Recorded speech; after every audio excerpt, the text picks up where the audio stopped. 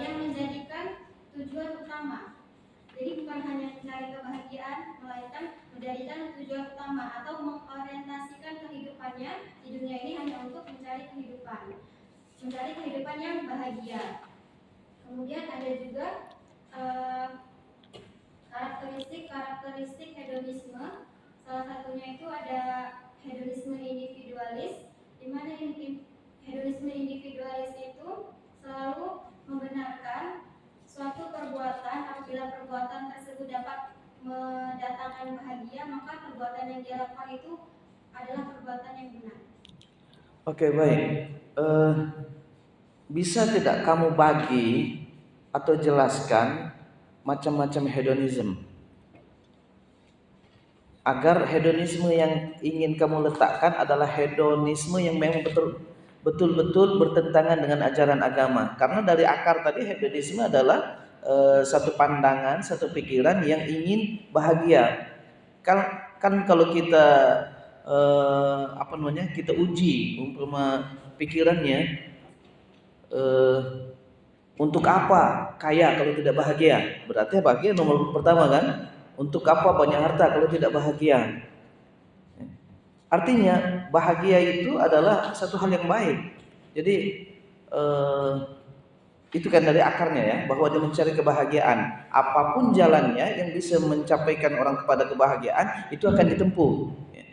Mungkin orang akan menderita karena perang, seperti yang terjadi di Perang Dunia Kedua. Ya, Jerman dengan siapa itu ya? Dengan negara-negara yang lain.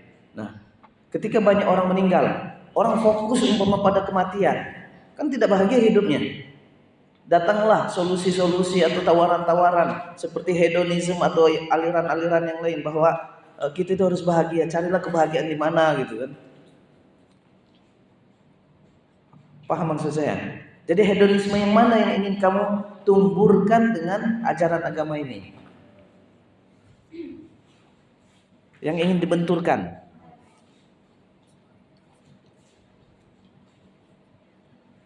Karena kami dengar tadi penjelasannya bahwa hedonisme itu baik-baik saja dari awal. Bahkan ada kenikmatan batin, spiritual.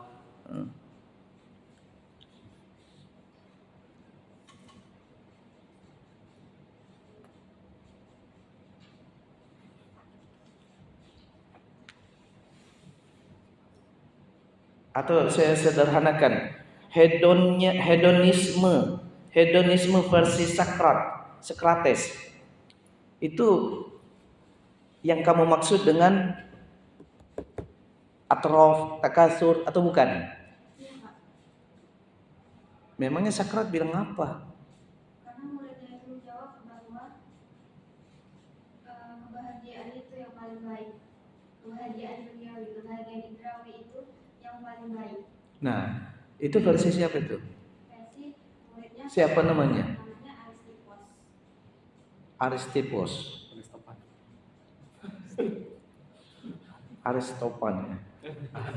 Aristippus. Nah, ketika sampai sama enggak pandangan Sokrates dengan muridnya? Dalam sejarahnya itu Sokrates tidak memberikan tanggapan, Pak. Karena itu pembicaraan itu bukan dalam pembicaraan resmi, tapi memang lagi kumpul bertiga. Yeah. Ada Sokrates sama kedua muridnya, itu lagi ngobrol-ngobrol biasa. Jadi ketika si Aristippus ini memberikan tanggapannya terhadap hedonisme, Sokrates tidak memberikan tanggapan atau tidak memberikan bantahan.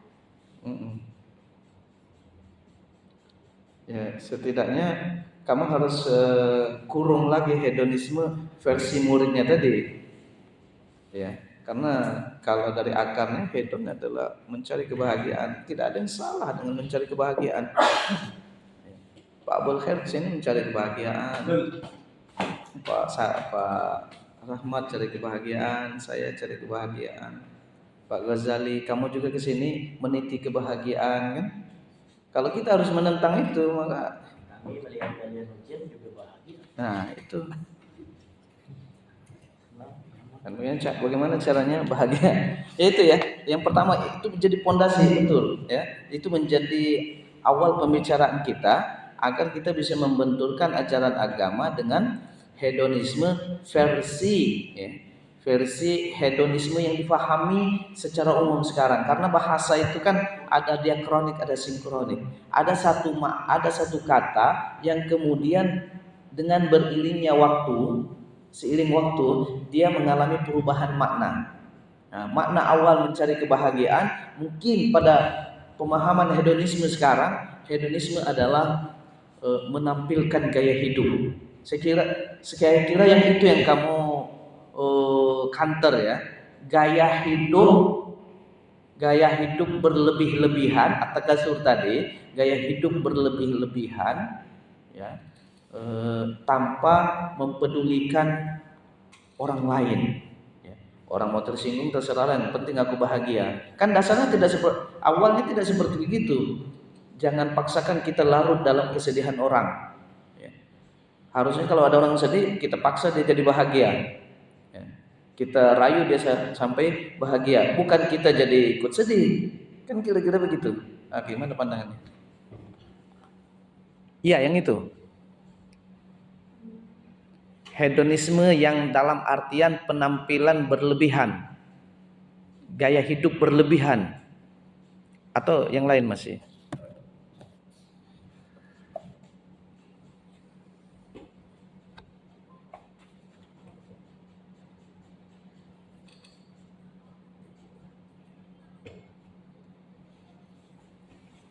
Gini, saya petakan ya. Dulu awal hedonism itu punya nilai-nilai moral, mencari kebahagiaan baik materi maupun spiritual. Kemudian di masa-masa berikutnya hedonisme berubah menjadi sebuah aliran yang mementingkan kebahagiaan duniawi. Dalam praktek-prakteknya kemudian dia mengabaikan nilai-nilai, yang penting dia senang. Kan begitu. Nah, yang ingin kamu counter yang pertama, yang kedua atau yang ketiga? Menonjolkan gaya hidup, Pak. Nah, menonjolkan gaya hidup berlebihan. Berlebihan. Oke. Nah, itu dikasih nama agar tidak semua hedon itu masuk ke dalamnya. Jadi kalau mantik itu ada namanya al-jami wal mani, memberikan definisi itu harus mengkanter yang tidak masuk, memasukkan seluruh sifat yang harus masuk. Nah, kalau kita sebut saja hedonism, itu hedonnya sakrat, apa hedonnya muridnya, atau hedonnya orang-orang di masa sekarang gitu kan. Nah, saya kira yang ingin kamu kantar adalah yang terakhir ya, yang ada hubungannya dengan at-takasur, kan begitu. Nah, sekarang atas dasar apa kamu masukkan israf, zina, atraf, laibun, walahun itu sebagai bagian dari hedonism?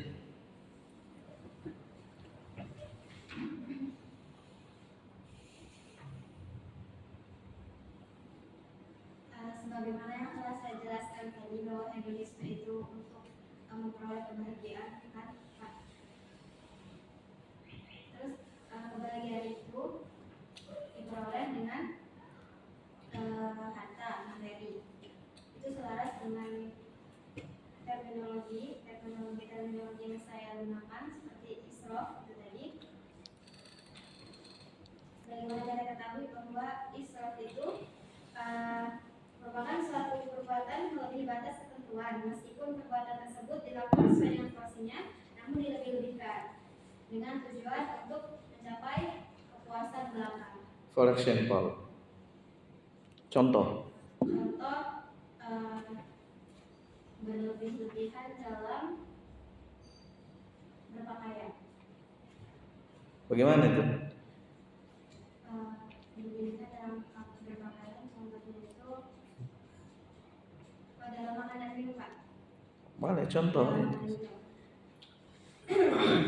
Contohnya itu kayak misalkan ada satu acara gitu, terus biasanya di acara itu disediakan konsumsi atau makan dan minum, tapi jumlah peserta dalam acara tersebut sama makanannya itu nggak balance. sehingga terjadi buzzer di situ. Makanannya terlalu banyak dibuatnya, tamunya sedikit. Ya, dengan tujuan agar terlihat wah di mata peserta yang ada di situ. Oh, wahnya itu ya. Ya, puas. Artinya itu puas dipandang wah oleh orang lain. Wahnya itu yang ada unsur hedon. Itu makanan dan minuman. Ada lagi yang lain? Zina? Zina, sebenarnya di sini saya mengambil Al-Quran surat Al-Kahfi ayat 7. Ayat tersebut itu menjelaskan bahwa zina, perhiasan yang ada di bumi itu merupakan perhiasan untuk bumi itu sendiri dan manusia. Nah, perhiasan untuk manusia ini bisa berupa emas, perak, binatang ternak, sama sawah dan ladang. Contoh ini israf dalam contoh zina dalam hal ini yaitu memakai perhiasan yang berlebihan dan tidak sesuai pada tempatnya. Contoh berhias berlebihan itu seperti apa? Dan bukan pada tempatnya seperti apa? Contoh berhias berlebihan itu misalnya tabarruj, Pak. Tabarruj itu apa? Tabarruj itu bersolek, berhias, tapi berlebihan. Dia ukuran berlebihan itu bagaimana? Contoh konkret ya. Misal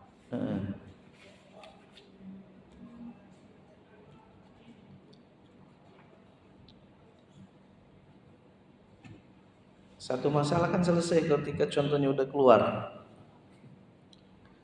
tadi kan saya sebut tabarruj ya Pak. Solek. Secara berlebihan maksudnya itu kayak contohnya menggunakan parfum.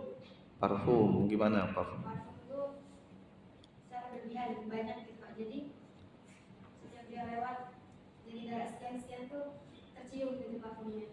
Itu berlebihan. Berlebihan itu. Terus berhias misalkan menggunakan menggambar alis. Apa namanya itu? Apa namanya?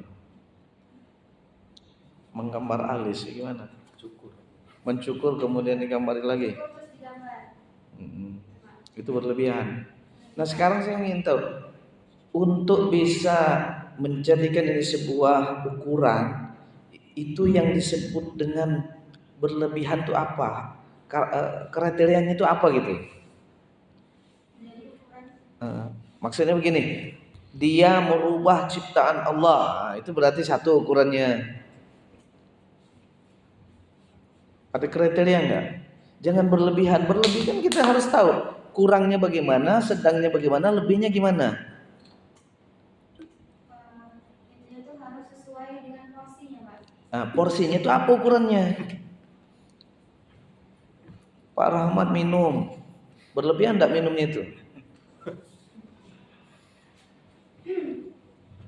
Kalau dalam hal ini kan kalau yang tabarruj bukan kita kalau dalam hal menggunakan perhiasan emas atau perak itu Iya, coba. mungkin sekedarnya saja gitu Pak. Ya, sekedarnya itu terambil dari bahasa Arab, dari kata qadar, seukurannya. Nah, seukurannya itu seperti apa? Kalau seseorang memakai emas di lehernya sebesar 0,5 kilo, berlebihan nggak itu?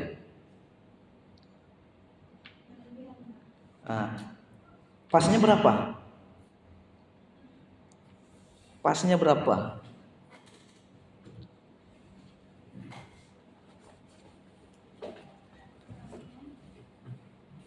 Ya kan untuk mengetahui orang itu hedon, berlebihan ini hidupnya nih. Pakai kacamata harga berapa yang tidak hedon? Kan selain kacamata itu untuk melihat, dipakai juga untuk estetik kan? Iya kan Pak? Nah, apakah tampilan Pak ini sudah berlebihan dengan kacamata situ? Makanya harus jelas ukuran itu, berlebihan itu harus dijelaskan kriteria berlebihan untuk bisa mengukur dia hedon atau tidak. Kalau pakai mobil bagaimana yang disebut hedon? Apakah ada ukurannya kendaraan itu sudah disebut hedonisme? Berjilbab, umpamakan kalau jilbab harganya sampai 5 juta itu hedonisme Pak. Nah, gimana? Jadi harus di ini ya. Kan pertanyaan sederhananya yang disebut berlebihan itu apa? Dalam berpakaian, dalam berhias, zina tadi ya. Silakan. Kalau ukurnya mungkin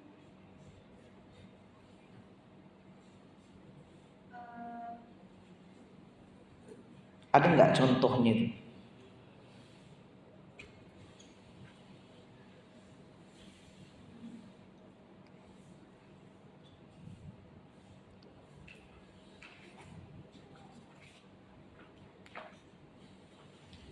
Umpama pakai span tidak boleh menutupi mata kaki karena batas kadarnya ya di atas mata kaki, berarti di bawah mata kaki sudah hedon. Pak Rahman, kan Pak Rahman hedon.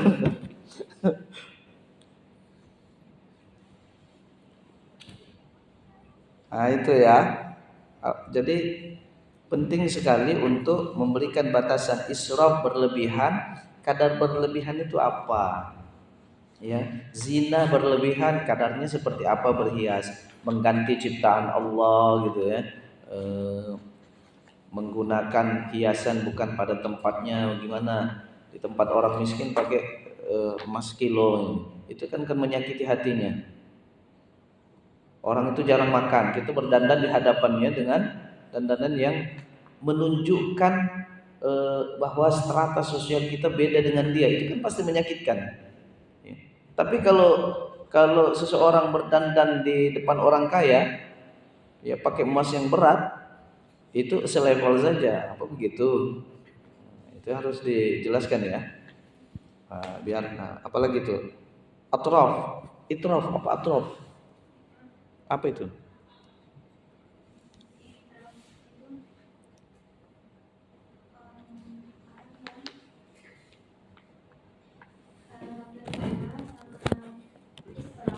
Mm-mm.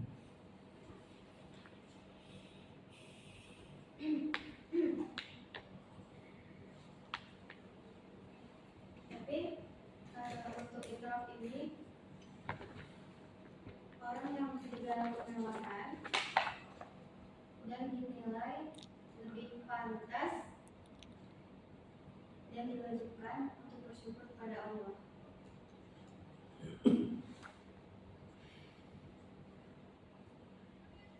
Hedonnya di mana? Hedonnya di mana? Karena ikraf itu berlebihan dalam kenikmatan yang dia miliki, Pak. Kenikmatannya itu dia cari atau anugerah? Dia hidup dalam bermewah-mewahan, Hmm. tapi suka hati terhadap nikmat yang telah Allah berikan kepadanya dan berlaku sewenang-wenang. Tidak sama sekali. Oke. Kemudian, nah ini saya mau tanya nih, Nabi Sulaiman seorang raja, seorang rasul, tapi beliau juga dianugerahkan kekayaan, ya, warisan dari kerajaan ayahnya Nabi Daud. Apakah beliau bisa dikatakan hedon? Tidak, Pak, karena sebenarnya kalau ukurnya bukan di banyaknya harta atau tidaknya, tapi bagaimana cara orang itu menggunakan hartanya. Oke. Nah, cara itu nanti dijelaskan ya. Dijelaskan agar oke, yang terakhir ini coba lihat kesimpulan.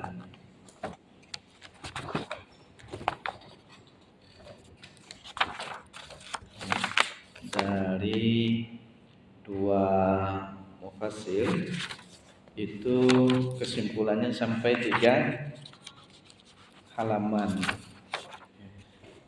Artinya kan ada pengulangan lagi dalam penjelasan di kesimpulan.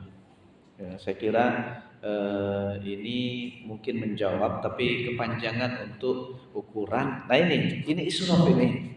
Ya, ini berlebihan di dalam memberikan kesimpulan.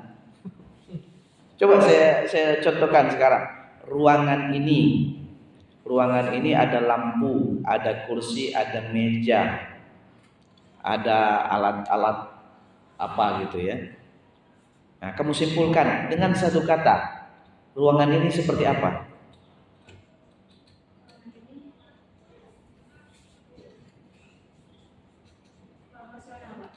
Proporsional. Itu sudah mencakup semuanya kan? Kita semua pulang bisa ingat kalimat Adelia bahwa ruangan ini proporsional. Satu lagi, ada seorang perempuan tingginya pas, ya, matanya bagus, alisnya cantik, alisnya seperti apa namanya? Seperti semut berbaris, bibirnya seperti delima, hidungnya seperti pelepah kurma. Kesimpulannya, kata cantik, saya inginkan kesimpulan itu seperti itu. Jadi tidak terlalu panjang lebar. Bisa nggak?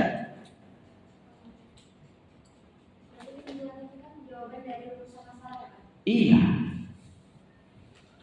Kesimpulan rumusan masalah sudah dijawab di bab keberapa?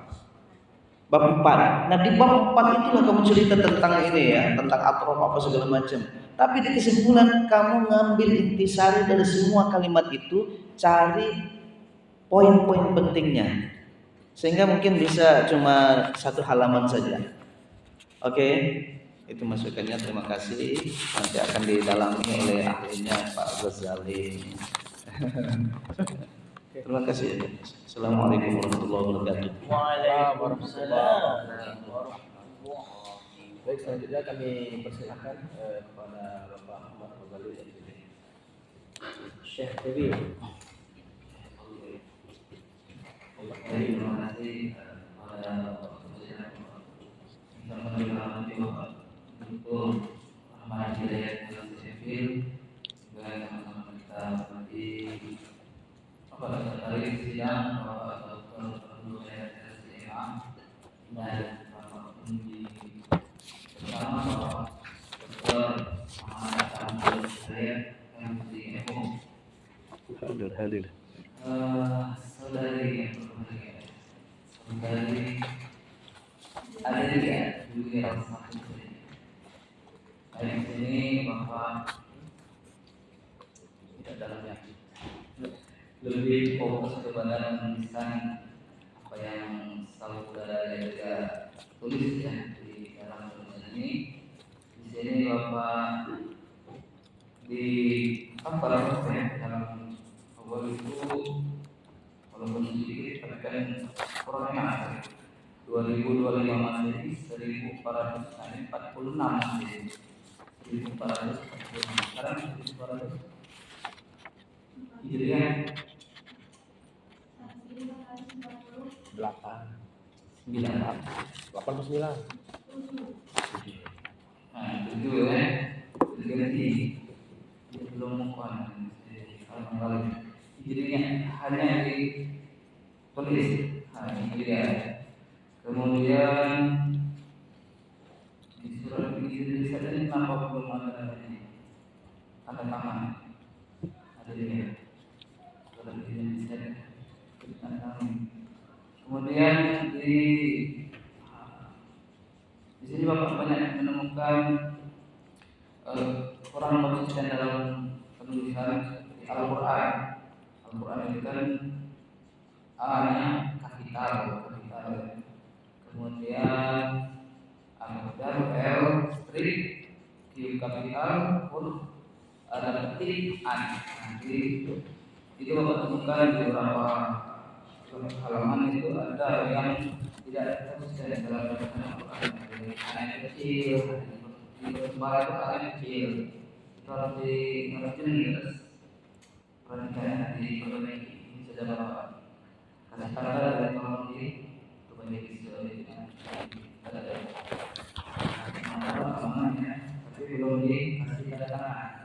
Mana ya? Kenapa baru bicara? Apa yang dikatakan dari dalamnya? Yang kita Klarifikasi berapa? sudah. Ini muncul dari mana? Dari mana? Materai. Selanjutnya, nah itu seperti ini. Di halaman 2 Al-Quran ada detik, padahal sebelumnya detik ya. Di baris kelima. Kemudian ada strip spasi. Nah, itu kemudian dalam tulisan ayat Al-Quran juga tolong dirapatkan, jadi karena ada space jauh gitu ya, kan bisa dirapatkan. Kemudian Bapak temukan juga di setiap halaman itu ada kata-kata dua kata yang tertuliskan seperti hal-hal. Hal-hal itu tidak perlu dikasih spasi, itu hal-hal masing-masing itu banyak sekali Bapak temukan dikasih spasi-spasi. Apakah ini untuk menghindari plagiasi wallahu alam. Ya. Kemudian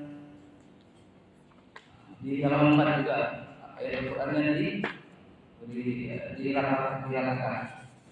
Di halaman 5 siapa banyak lembarnya? Az-Zuhaili yang di atas tanpa spasi, tapi pas di bawah spasi strip spasi Zuhaili. Kenapa itu di spasi? Salah ketik. Bukan mungkin. Dan kan bisa diperbaiki ya. Ayat-ayat itu tulis spasi. Tak harus tanpa spasi. Halaman 7 Al-Quran ada strip, ada spasinya. Halaman 8 senang-senang. Pakai spasi juga, main-main. Nah, semuanya yang kata-katanya dua itu diberi spasi semua ya. Tolong dihilangkan. Di halaman 9 itu ada tipo.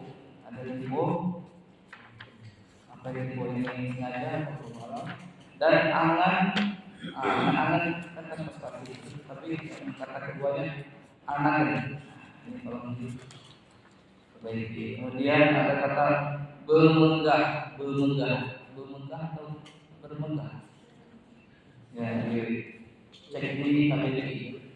Bermenggah atau bermenggah. Bermenggah-menggahan. Ini bahasa Jawa.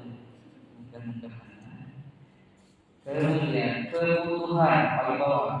Kebutuhan.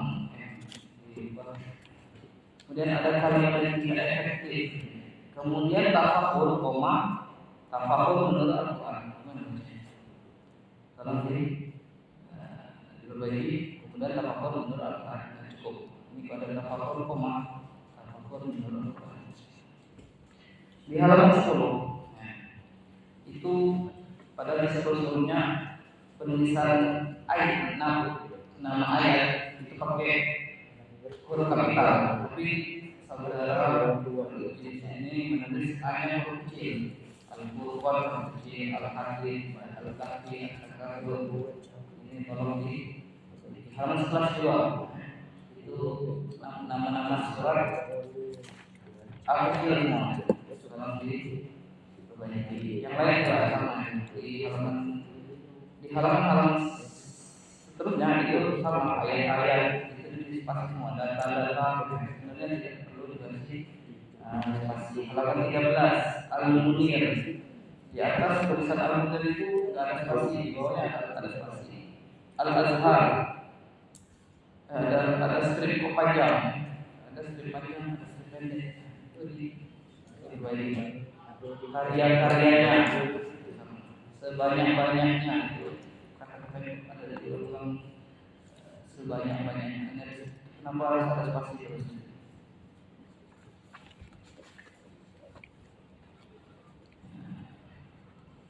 Di halaman 18 ada info menyimpulkan bawah halaman 18. Nomor 1.